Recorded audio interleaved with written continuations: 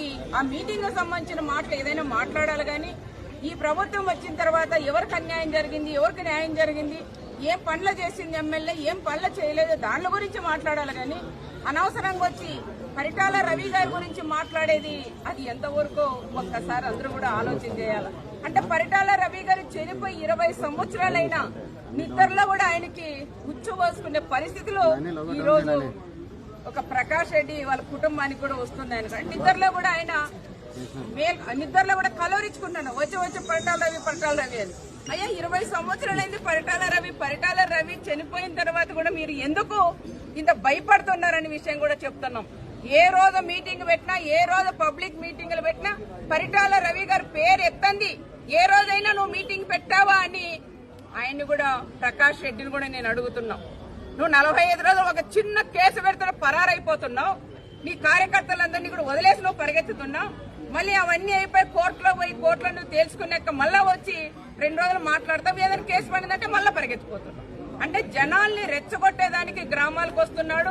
జనాలు రెచ్చగొట్టడానికి మీటింగులు పెట్టి ఆయన రెచ్చగొడుతున్నారు. దయచేసి ఇలాంటి రెచ్చగొట్టే మాటలు మాట్లాడితే మనం కూడా ఊరుకోవద్దండి అని ప్రత్యేకంగా జనాలకు కూడా నేను తెలియజేస్తున్నాను.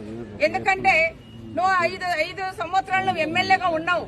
మరి పరిటాల రవి గారు ఇంతమందిని చంపారు, అంతమంది వందలాది మంది చంపారని ప్రతిరోజు మీరు ప్రెస్ మీట్లలోనూ మీటింగుల్లో మీరు మాట్లాడుతున్నారు. అయ్యా నీకు దమ్ము ధైర్యం ఉండింటే నువ్వు 5 ఏళ్ళు ఎమ్మెల్యేగా ఉన్నప్పుడు ఎందుకు పరిటాల రవి చంపినారని చెప్తున్నావు?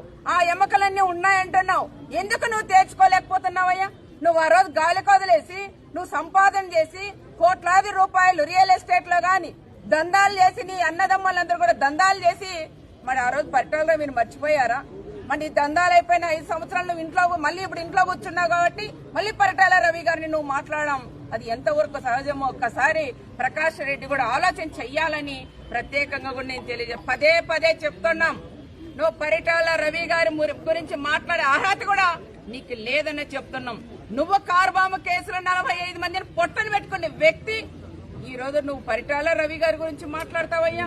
పరిటాల రవి గారు 10 మందికి సహాయం చేసే వ్యక్తి పరిటాల రవి గారు. అలాంటి వ్యక్తి కాళ్ళ కింద దూరిన నువ్వు తీర్చుకోలేపోవని ప్రత్యేకంగా ఆయనకు కూడా నేను తెలియజేస్తున్నాం. అదే కాకుండా ఇంకో సైకో ఉన్నాడు జగన్ రెడ్డి కూడా రెచ్చగొట్టి మాట్లాడుతున్నారు. రప్పరప్పాలంటాడు. తర్వాత చంద్రబాబు నాయుడు గారిని బాయిలేకి దుంకమంటాడు. అయ్యా చంద్రబాబు నాయుడు గారు కాదు బాయిలేకి దుంకడం, నువ్వు నీళ్ళ లేని బాయిలేకి కూడా దుంకడే ఆ బాయి కూడా ఇదవుతుందని కూడా ప్రత్యేకంగా కూడా చెప్తున్నాం. చంద్రబాబు నాయుడు గారు సార్ గురించి మాట్లాడే అర్హత లేని వ్యక్తి